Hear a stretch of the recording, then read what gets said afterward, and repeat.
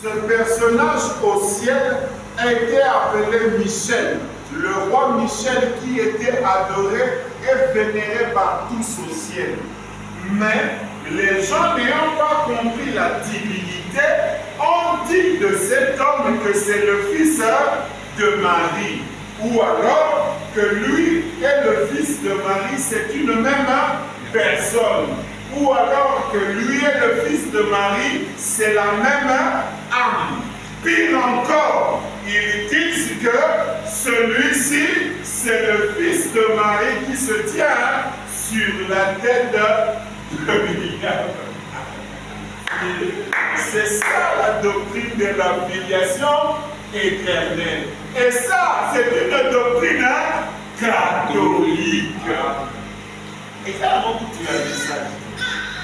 Et le problème, c'est que les assemblées du message prêchent la doctrine catholique. Bon, Moïse l'a vu. Quand elle est passée à travers le rocher comme ça, il en a vu le dos, il a dit que ça ressemblait à un homme. Et Moïse a vu une théophanie qui est passée devant lui.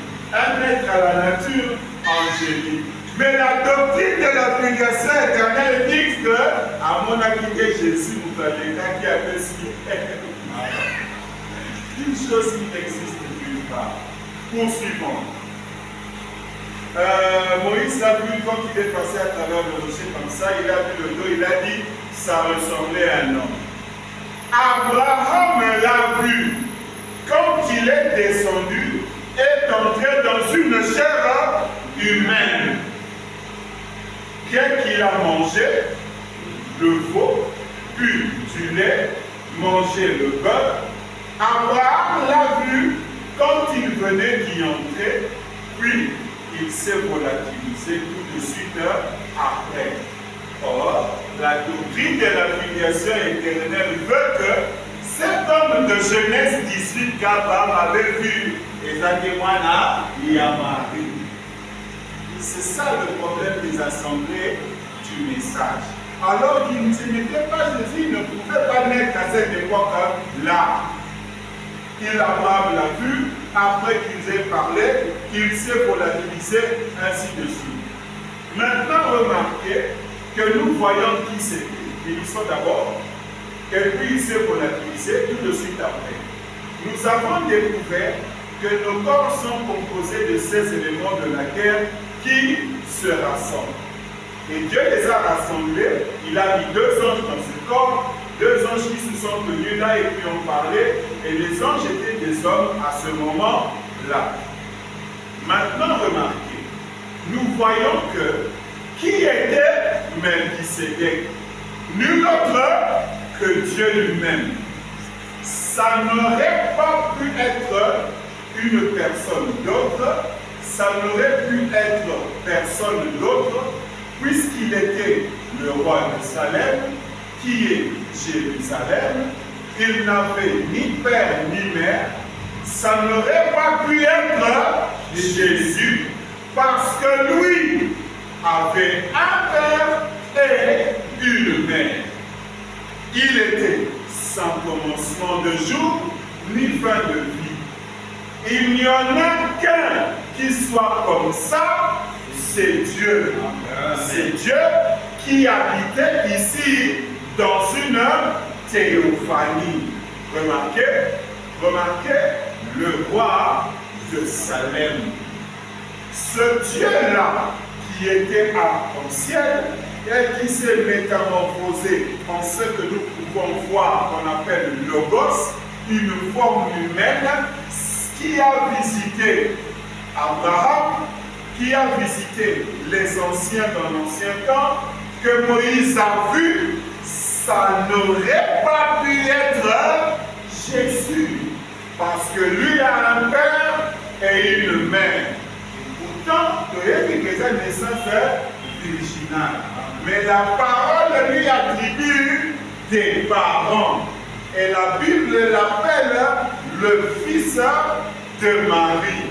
Parce que s'il n'est pas le fils de Marie, Alors la promesse qui a été faite à Adam dans le jardin d'Éden, que la semence de la femme écrasera la tête du serpent, ça serait faux. Voyez? Et ainsi, lui a un commencement.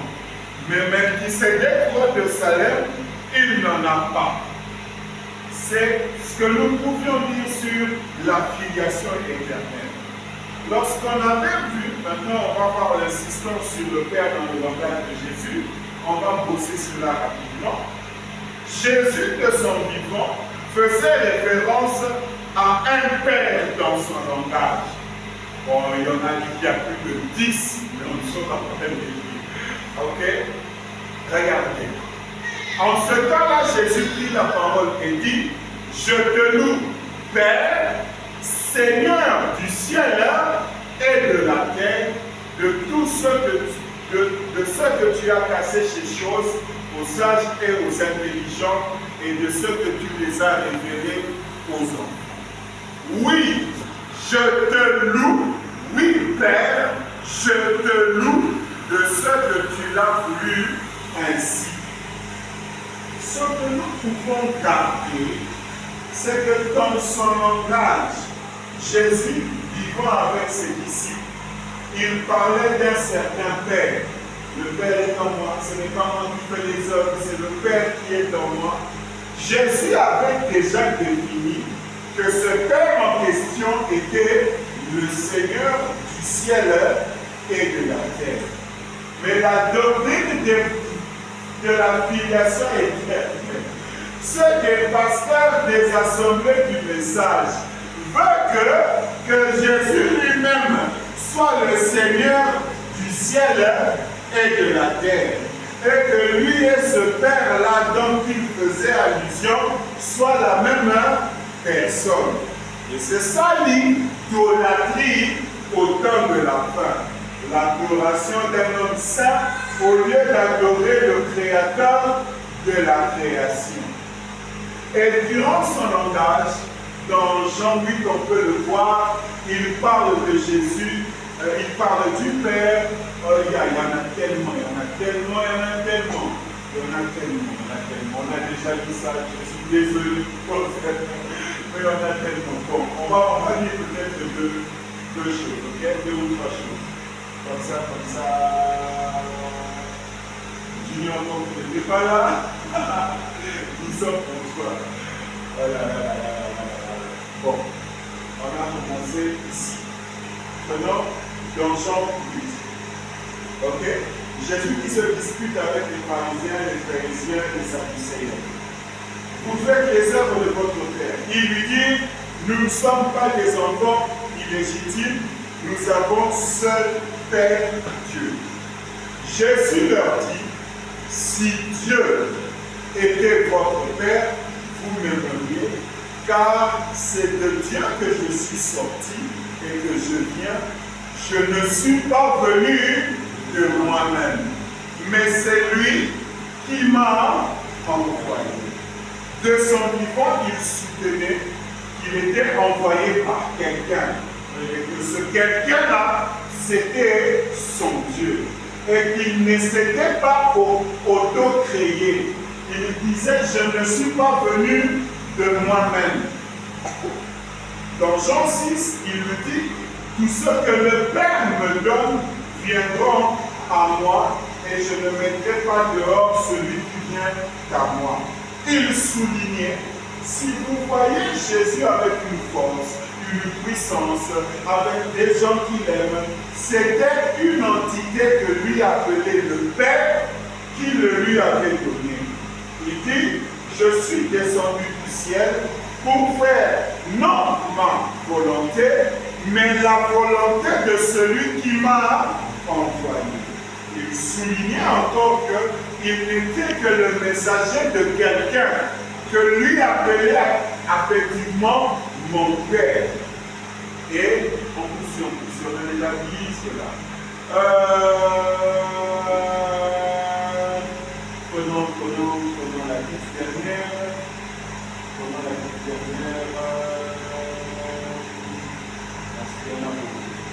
Prenons celui-ci au matin de la résurrection. Jean 20. Jésus lui dit, femme, pourquoi pleures-tu? Qui cherches-tu? Elle pensait que c'était le jardinier. C'est la scène lorsque Marie et Marthe sont allés embaumer Jésus après le 3e jour, parce qu'ils savaient qu'un corps se décompose après 3 jours. Alors elles étaient allées l'embaumer. Arrivé là, Jésus lui dit, femme, pourquoi pleures-tu? Qui cherches-tu? Elle pensait que c'était le jardinier. Lui dit, Seigneur, c'est toi qui l'as emporté, dis-moi où tu l'as mis et je le prendrai. Jésus lui dit, Marie. Elle se retourna et lui dit en hébreu, Raboun, c'est-à-dire maître. Jésus lui dit, ne me touche pas, car je ne suis pas encore monté vers mon Père. Voyez, mais va trouver mes frères et dis-leur que je monte vers mon Père et votre Père, vers mon Dieu et votre Dieu. Jésus, dans son langage, soulignait que celui qu'il appelait le Père était non seulement son Dieu, mais qu'il était aussi le Dieu de ses frères, des apôtres, et qu'il n'était pas simplement son Père à lui, mais qu'il était aussi le Père de toute l'Église que lui appelait ses frères. Maintenant, nous sommes en train de savoir quel est ce personnage. On va prendre les origines de la colonne de Dieu. Regardez, parce qu'il est important de connaître cela. On va prendre dans le message la vie. Paragraphe 21. Si vous remarquez cela, ce glorieux commencement, si vous preniez, quelqu'un m'avait posé une question. Qui est ce grand Jéhovah? C'est la question que nous allons répondre. Parce qu'on a posé la question à Abraham. Qui est ce grand Jéhovah? Parce que c'était le Jéhovah de l'Ancien Testament. Vous faites des déclarations, c'est le Jésus du Nouveau Testament, mais c'est le Jésus. Il y a moi, il y a Marie. Les gens ne comprennent pas. Alors on lui a posé la question. Quelqu'un m'a posé une question. Qui est ce grand Jéhovah?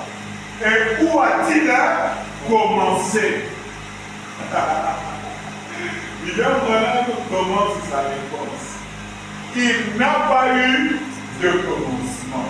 Ah, c'est très difficile de concevoir ça. Il est Dieu pour toujours. Et il est...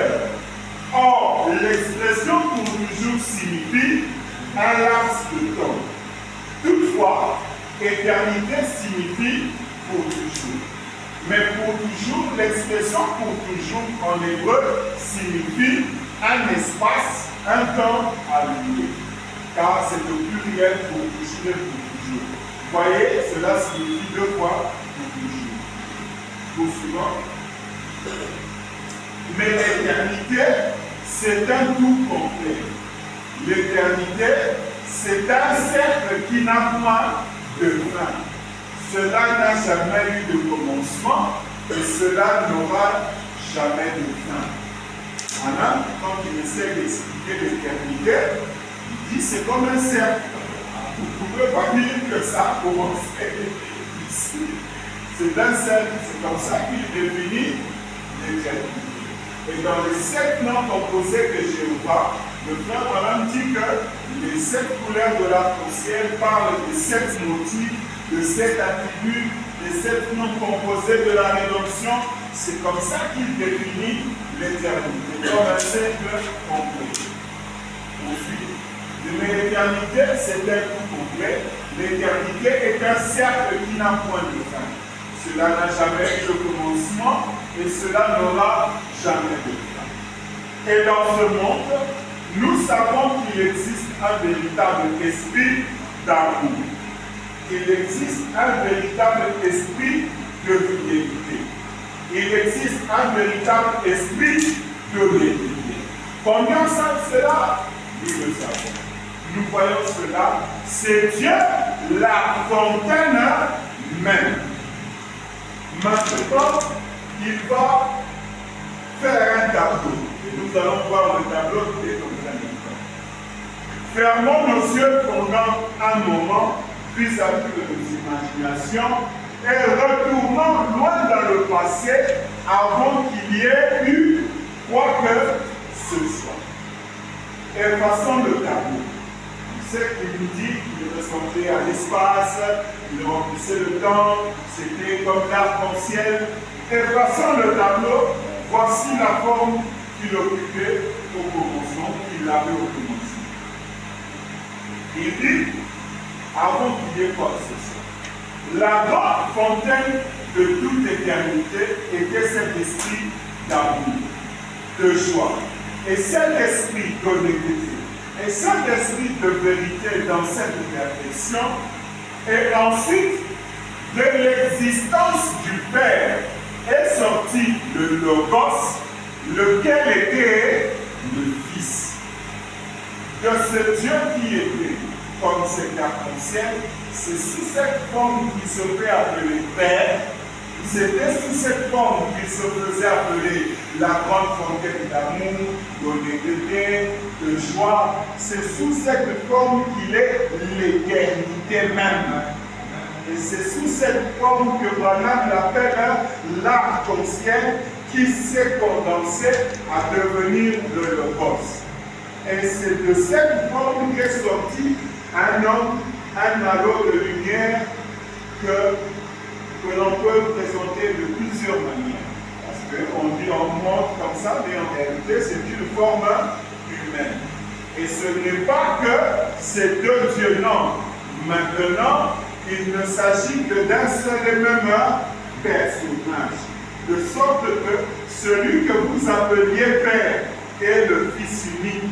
Celui que vous appeliez Père, c'est la théophanie. Celui que vous appeliez la grande fontaine d'amour, celui qui était l'éternité, et à la fois celui qu'on appelle le Logos ou le Fils de Dieu.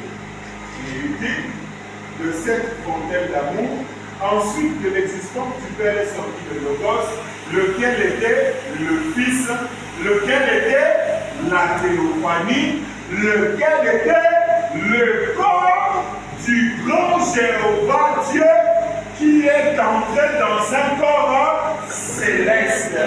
C'est ça le Logos. Quand on parle du Logos, il s'agit de ce grand Dieu-là qui était arc-en-ciel et qui était arc-en-ciel, fontaine d'amour, lequel est la théophanie, lequel est le corps du grand Jéhovah Dieu qui est entré dans un corps céleste. C'est ça le Logos. L'histoire du Logos, c'est celui-ci qui entre là-dedans. L'histoire du Logos, c'est le Dieu qui remplissait tout l'univers qui devient un homme.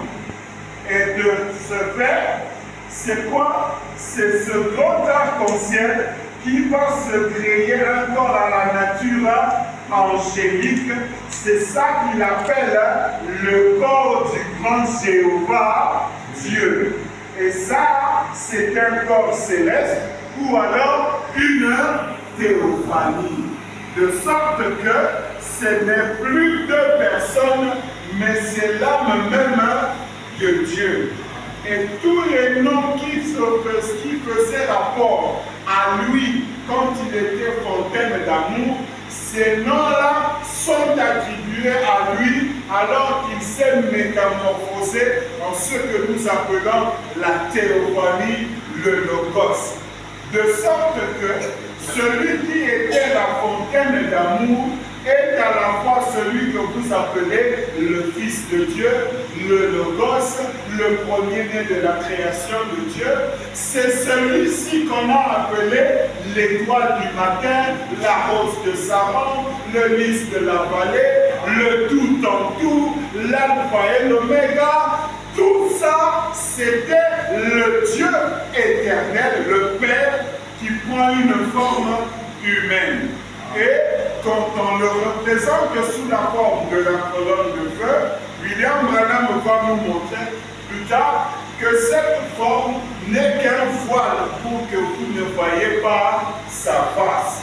Mais lorsqu'il sort de son vaisseau spatial, vous voyez qu'il s'agit d'un homme.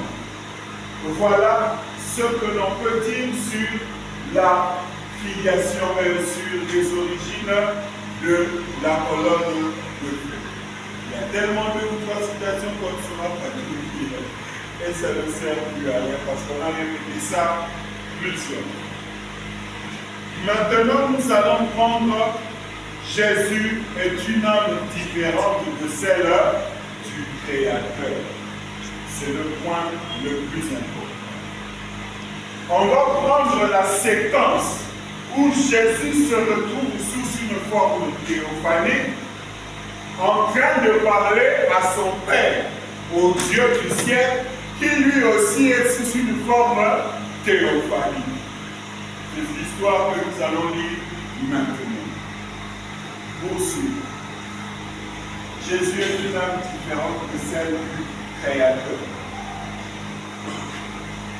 On est en train de vouloir montrer que les deux ne sont pas la même âme.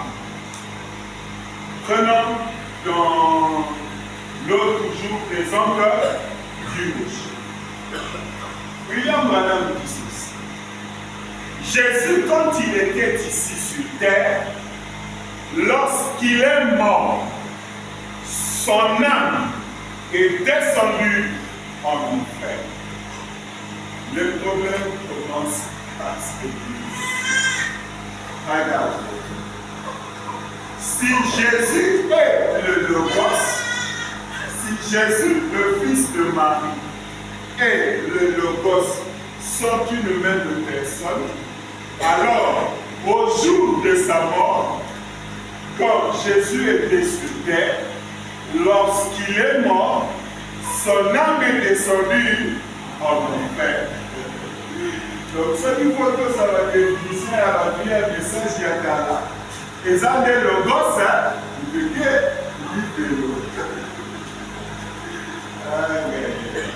donc, l'autre terme, quand Jésus mourut,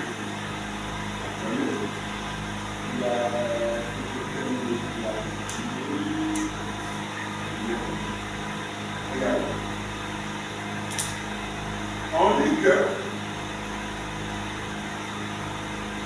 lorsqu'il est mort et que son âme est descendue en enfer, c'est l'âme de Jésus qui descend en enfer. Mais nous savons qu'à cette époque, lui vivait, il cohabitait tous les deux dans un même corps. Mais le jour où il décède à Golgotha, William Branham dit que c'est l'âme de celui-ci qui descend en enfer. Pour ceux qui disent que cette âme c'est Dieu, donc c'est le Logos qui est descendu en enfer. Poursuivons la lecture. Il prêcha aux esprits qui étaient en prison, aux âmes en prison qui ne se sont pas répandues au jour de la patience de Dieu. Il souligne son corps alla dans la tombe. Donc, Jésus, quand il meurt, il s'éclate. Son âme va en enfer, son corps dans la tombe. Donc, si on peut montrer, lui va en enfer, lui va dans la tombe de Joseph d'Arimathée. Mais avant qu'il ne meure, il remit son esprit dans les mains de Dieu. Dans la pandémie, en 3 morceaux. Mais regardez, avant de mourir, il s'adresse reste encore à ce personnage qu'il appelait son père tous les jours de sa vie. À la croix, il dit, Père, je remets mon esprit entre tes mains. Et son esprit est allé à Dieu. Un message sur le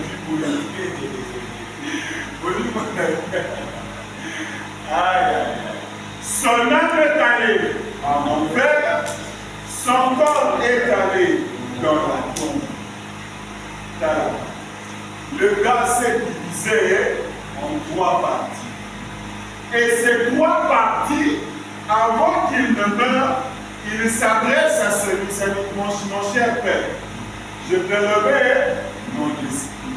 L'esprit, c'est le souffle de vie. C'est le système qui fait que tu es homme. Si on te laisse ton corps, mais qu'on te met l'esprit d'un animal, tu seras comme Nebuchadnezzar, roi de Babylone. Un jour, Dieu lui a donné l'esprit d'une bête. Alors qu'il était un homme, il s'est mis à goûter, à manger de l'herbe pendant 7 ans. Parce qu'on a mis un autre esprit. Il n'était pas celui d'un homme. Et avant de mourir, il remet son esprit entre les mains de Dieu. Et c'est la déclaration que le prophète vient de faire. Donc, si on illustre, à la croix, il se divise.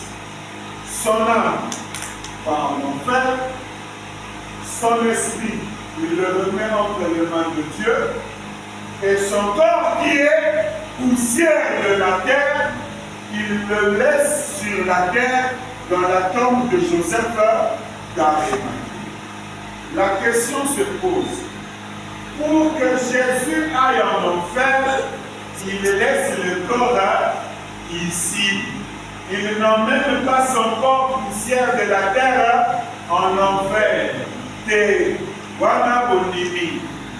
quand il faut qu'il y ait de l'eau là, il faut soit nous autres, il y a poussière, il y a ma belée, à me maman dans l'eau.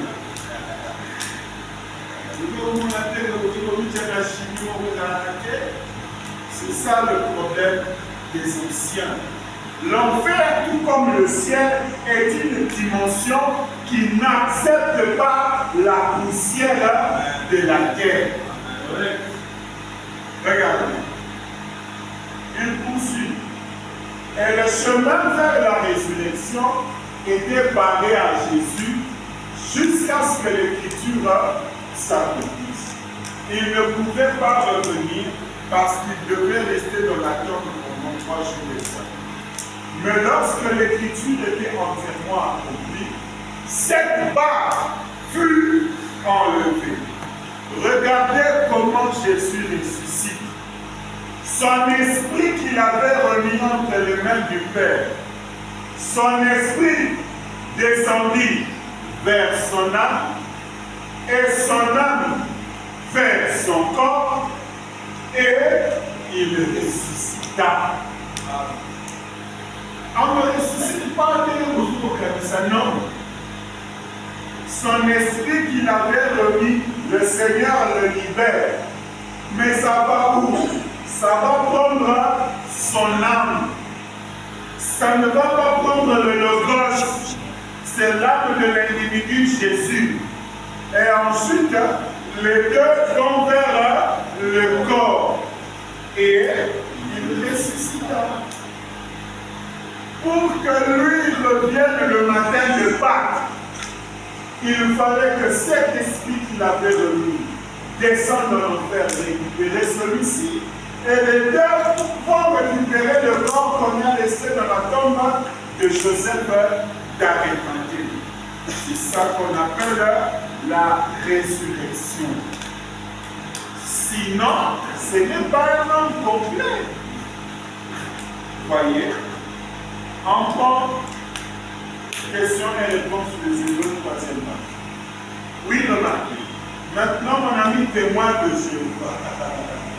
Qu'est-ce que vous dites de cela? Voyez, si le séjour de mort, le Hadès, le Séol, quel que soit le nom que vous lui donnez, si ça se termine à la tombe, alors pourquoi a-t-il dit, je n'abandonnerai pas mon âme dans le séjour de mort et je ne mettrai pas ton sein, je ne permettrai pas que ton sein voie la corruption. Qu'est-ce que vous dites de ça? Voyez? Ici, son corps était dans la tombe et son âme était dans le séjour des morts en train de prêcher. Elle était vivante. Pour William Branham,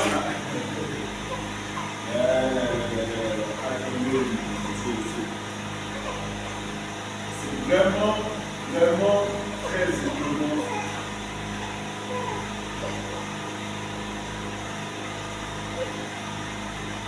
C'est vraiment très étonnant. Parce que ce que nous voyons, c'est simplement que ça que les gens ne lisent pas, ou bien ils ont leur pensée déjà établie. Ils ont déjà leur pensée établie. Par exemple, l'église, on va changer leur montée. Ils aient raison tort. Parce que ce n'est pas normal. Branham dit, ici son corps était dans la tombe de Joseph d'Arimathée. Et son âme était dans le séjour des morts en train de prêcher. Elle était vivante.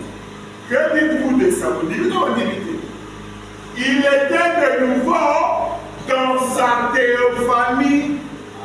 Son âme était là-bas avec les gens qui, eux aussi, étaient dans leur théophanie. Voilà. Votre Nathan, Jésus a quel niveau? Le boss est l'âme de l'individu, Jésus.